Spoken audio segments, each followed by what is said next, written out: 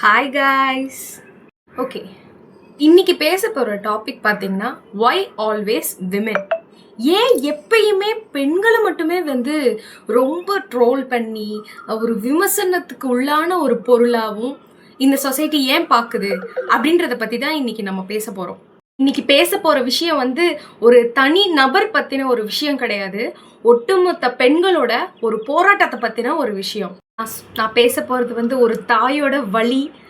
சமீபத்தில் பார்த்தீங்கன்னா MLA M பல்லவி அப்படின்றவங்க திருவிக்காவோட எம்எல்ஏவாக இருக்காங்க. ஸோ அவங்க இப்போ எம்எல்ஏவாக பதவி ஏற்றிருக்காங்க. அவங்க டெலிவரி ஆகி ஒரு சில நாட்கள்லேயே அவங்களோட பணியை அவங்க திரும்ப செய்ய ஆரம்பிச்சிட்டாங்க. இந்த மாதிரி குழந்தை பெற்று ஒரு சில நாட்கள்லேயே அவங்களோட பணியை அவங்க திரும்ப செய்கிறத பார்த்து உண்மையானுமே ஒரு தாய் சமூகத்துக்கு அதை பார்க்கும்போது எப்படி இருக்குன்னா ரொம்ப பாராட்டத்துக்குரியதாக தான் இருக்கணும். ஆனால் இந்த சொசைட்டியில் அப்படி இல்லைங்க. அவங்கள போட்டு எந்த அளவுக்கு ஒரு ட்ரோல் பண்ண முடியுமோ, எந்த அளவுக்கு அவங்கள அசிங்கமாக அவங்கள பற்றி பேச முடியுமோ அத்தனையும் இந்த சொசைட்டி அவங்கள பண்ணிகிட்ருக்கு.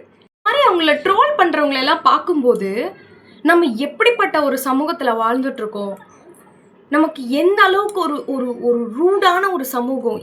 ஒரு குழந்தை பெற்றுட்டு திரும்ப அவங்களோட ஒர்க்கை அவங்க திரும்ப செய்யும்போது அவங்கள இந்த அளவுக்கு ட்ரோல் பண்ணும்போது நம்ம எப்படிப்பட்ட சமூகத்தில் வாழ்ந்துட்டுருக்கோன்றதை நினச்சாவே அவ்வளோ பயமாக இருக்குது. பார்த்தீங்கன்னா இன்னொன்று சொல்கிறது, இவங்க தான் முறையாக குழந்தை பெற்றிருக்காங்களா, இவங்க தான் அதிசயமாக குழந்தை பெற்றிருக்காங்களா, சிம்பத்திக்காக குழந்தை தூக்கிட்டு எல்லா இடத்துக்கும் போகிறாங்க. இந்த மாதிரி விண்வெளி கிரகத்துக்கு வரையும் அவங்க நடந்து போகிற மாதிரி ஒரு சில எடிட்ஸு, ஒரு சிலர் இந்த மாதிரி ஒரு கட்சியில் இருந்துட்டு இவங்க தான் முறை குழந்தை பெற்றிருக்காங்களா, ஓவியமாக குழந்தை பெற்றிருக்காங்களா, இப்படின்ற வார்த்தைகள் சமூக வலைத்தளத்தில் அடிக்கடி இந்த ஒரு அவங்க குழந்தை பெற்று அவங்க வெளியே வந்த நேரத்துல இருந்து இப்போ வரையுமே அதை நிறைய தாய்மார்கள் பார்த்துட்டு தான் இருக்கிறாங்க. யார் யார் என்னென்ன கமெண்ட்ஸ் பண்ணிட்டு இருக்காங்கன்னு பார்த்துட்டு தான் இருக்காங்க. நிஜமா சொல்லணும்னா அந்த விஷயங்கள் எல்லாம் பார்க்கும்போது அவ்வளோ ஒரு பிளட் எப்படி சொல்றது, பிளட் ப்ரெஷர் நமக்கே இன்க்ரீஸ் ஆகுது. ஏன்னா இப்படி ஒரு பெண்ணை எப்படி இந்த அளவுக்கு பேச முடியுது, அதுவும் குழந்தை பெற்ற ஒரு அம்மாவை எப்படி இவங்க இப்படி பேச முடியுது அப்படின்றது உண்மையாகவே ஏற்றுக்கவே முடியல. இந்த மாதிரி ட்ரோல் பண்ணுற எல்லாத்துக்கிட்டேயும் நான் கேட்குறது ஒரே ஒரு விஷயந்தான் கேட்க விரும்புகிறேன். அதுக்கு மட்டும் நீங்கள் பதில் ஒன்று கண்டுபிடிச்சிக்கோங்க, சரிங்களா? நான் ஒரு ஆண் எடுத்துக்கோங்க. அவங்க ஒரு பெரிய ஒரு அறுவை சிகிச்சை அவங்களுக்கு நடக்குது. ஏதோ ஒரு காரணத்துக்காக அவங்களுக்கு ஒரு பெரிய ஒரு அறுவை சிகிச்சை நடக்குது. அவங்க நடந்து அந்த மாதிரி ஒரு அறுவை சிகிச்சை நடந்து 7 நாட்களில் அவங்களோட பணிக்கு அவங்க திரும்புகிறாங்க ஒரு ஆண். அப்போ இந்த சமூகம் என்ன சொல்லும், அப்பா இவ்வளோ பெரிய ஒரு சிகிச்சையிலேருந்து அவன் வெளியே வந்த உடனே அவனோட வேலைக்கு அவன் கிளம்பிட்டான், அவன் குடும்பத்தை பார்த்துக்கிறதுக்காக அப்படின்னு சொல்லுமா? கண்டிப்பாக எல்லாருமே பாராட்டுவீங்களா? கண்டிப்பாக நான் பாராட்டுவேன். கண்டிப்பாக இங்கே இருக்கிற எல்லாருமே அவரை பாராட்ட தான் செய்வீங்க. அப்படி இருக்கும்போது ஒரு பெண் தன்னோட பொறுப்பையும் தன்னோட தாய்மையையும் சமநிலையா கொண்டு போகணும் அப்படின்னு நினைக்கிறவங்களுக்கு ஏங்க இவ்வளோ விமர்சனம் வருது? இந்த ட்ரோல் பண்றவங்க எல்லாத்துக்கும் நான் சொல்றது என்னன்னா, தாய்மைன்றது என்ன அவ்வளோ சாதாரணமா நினைச்சுக்கிட்டீங்களா? குழந்தை பெத்துறது அவ்வளோ ஈஸி, அது ரொம்ப ஈஸி அப்படின்னு நீங்க நினைச்சிட்டு இருக்கீங்க. அறிவியல் ரீதியா அதுல ஒரு பெண் எவ்வளோ அவங்க அவங்கள சாக்ரிஃபைஸ் பண்ணிக்கிறாங்கன்னு உங்களுக்கு தெரியுமா? ஒரு பெண் அவங்க கர்ப்பமாகும் போதுலேருந்து அவங்க குழந்தை பெற்றுக்கிற வரையும் அவங்க உடல்ல எவ்வளோ மாற்றங்கள் வருது தெரியுங்களா? ரத்தத்தோட அளவு 30-50% அதிகரிக்குது. அதனால இதயம் அதிகமாக துடிக்குதுன்னு சொல்றாங்க. இதோட சேர்த்து பார்த்தீங்கன்னா அவங்களுக்கு ஆயிரக்கணக்கான ஹார்மோன்கள் மாற்றம் இருக்கு. முதுகெலும்பு, தசை, இடுப்பு, ஸோ இந்த மாதிரி இடங்கள் எல்லாமே ஒரு மிகுந்த அழுத்தத்தை நமக்கு கொடுக்கும். ஒரு பெண்ணோட உடல் பார்த்தீங்கன்னா ஒரு உயிரை உண்டாக்குறதுக்காக ஆயிரக்கணக்கான மாற்றங்களை அந்த உடம்பு சந்திக்குது. அந்த பெண் குழந்தை பெற்ற உடனே பழைய நிலைக்கு வந்துடலாம் அப்படின்லாம் சொல்றாங்க. ஆனா அப்படிலாம் முடியாது. பெற்ற உடனே அந்த போராட்டம்லாம் முடிஞ்சிரும் அப்படின்னா அப்படி இல்லை.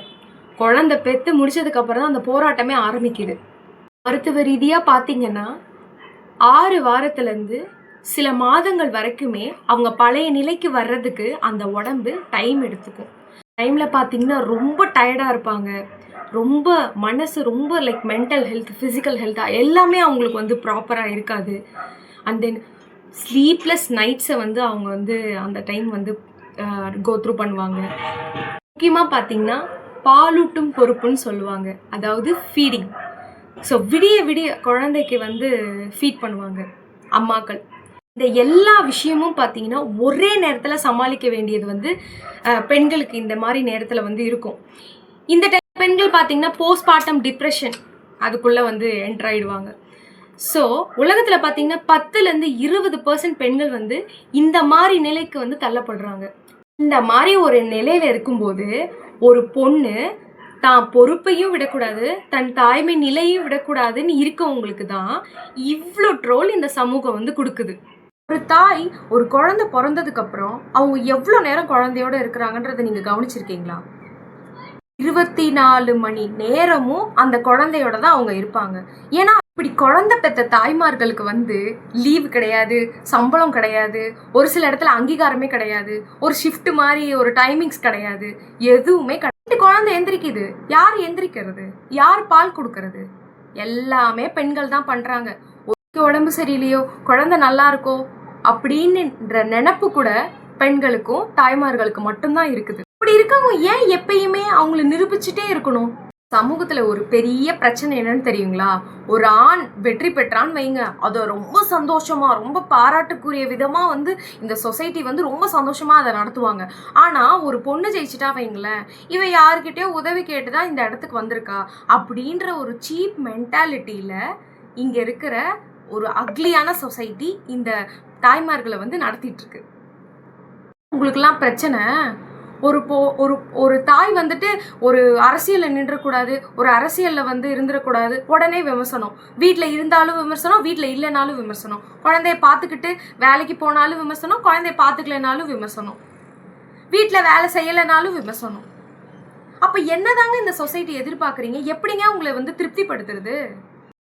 எம்எல்ஏ பல்லவி அவங்கள பற்றி வந்து என்னோட பார்வை நான் என்ன சொல்ல நினைக்கிறேன்னா, இங்கே முக்கியமான விஷயம் என்னன்னா, அவங்கள வந்து நீங்கள் வந்து பாராட்ட வேண்டாம்.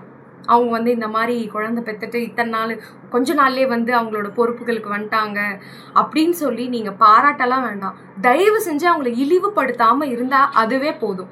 வந்து கர்ப்பமாக இருக்கும்போது அவங்க வந்து தேர்தலில் நின்னாங்க, மக்களை சந்திச்சாங்க, ஓட்டுக்களை வாங்கினாங்க, வெற்றி பெற்றாங்க. அதே மாதிரி கொஞ்ச நாளில் அவங்களுக்கு வந்து குழந்தை பிறந்துச்சு. அதே மாதிரி இன்னமும் அவங்க பொறுப்பை வந்து தொடர்ந்து அவங்க செஞ்சுக்கிட்டே தான் இருக்காங்க. எந்த ஒரு லிமிட்டுமே இல்லாமல் லைக் அவங்க ஒரு ஃபயர் மாதிரி எல்லா விஷயங்களையும் மல்டி டாஸ்கிங் பண்ணிட்டு இருக்காங்க. இந்த ட்ரோல் பண்ணுறவங்கனாலலாம் இதை செய்யவே முடியாது. இன்னமும் அந்த பொறுப்புகளை சிறப்பாக செஞ்சுட்டு தான் இருக்காங்க. அரசியல் ரீதியாக நீங்கள் நிறைய கருத்துக்கள் வச்சுருந்துருக்கலாம். ஆனால் இந்த போராட்டத்தில் இருக்கிறது ஒரு பெண், ஒரு தாய். தாய்மைன்றது ஒரு பலவீனம் கிடையாது, தாய்மைன்றது பெரிய ஒரு வலிமை. ஒரு தாய் தான் குழந்தைய சுமந்து அதை வந்து பெற்று வளர்த்து அதே சைடில் தான் பொறுப்புகளையும் தான் கடமைகளையும் தன்னோட வாழ்க்கையோட உயர்வுகளையும் சரி சமமாக நடத்துகிற ஒரு பெண் கண்டிப்பாக எந்த ஒரு விஷயத்துலையும் ஈடே கொடுக்கவே முடியாது. ஆண்களை நிறைவா நான் என்ன சொல்ல விரும்புகிறேன்னா, ஒரு தாய் குழந்தை பெற்றுட்டு சாதிக்கிறாங்கன்னா இவங்க தான் ஓவியமாக குழந்தை பெற்றுட்டு வந்து இந்த நிலைமைக்கு வந்திருக்காங்களான்ற மாதிரி நீங்கள் வார்த்தைகளை பேசாதீங்க. ஒரு முறை யோசிங்க, எப்படி இவங்க இந்த நிலையிலையும் இந்த இடத்துக்கு வந்து உட்கார்ந்துருக்காங்க, இந்த இடத்துக்கு வந்து ஜெயிச்சிருக்காங்க அப்படின்றத பற்றி கொஞ்சம் நினச்சி பாருங்க. ஏன்னா ஒரு குழந்தை பெற்றதுக்கப்புறம் அந்த குழந்தை மட்டும் பிறக்கிறது இல்லை, நிறைய முறை நான் சொல்லியிருக்கேன், அவங்க அந்த அம்மாவும் திரும்பவும் பிறக்கிறாங்க. இந்த மாதிரி திரும்ப பிறந்து அவங்களோட கனவு அவங்களோட பொறுப்புகளையும் கட்டி இழுத்து திரும்பவும் அவங்க இருந்து ஆரம்பிப்பாங்க. அதை வந்து நீங்கள் யாருமே வந்து அந்த இடத்துக்கு வந்து ஈடு கொடுக்க முடியாது. அதை விமர்சனப்படுத்தாமல் அதை புரிஞ்சுக்கோங்க. அந்த விஷயத்தை வந்து இழிவுபடுத்தாமல் அதை வந்து மதிக்க கற்றுக்கோங்க. நான் கடைசியாக சொல்ல விரும்புகிறது, motherhood is not a weakness, it is a greatest and strongest form of human resilience. Thank you.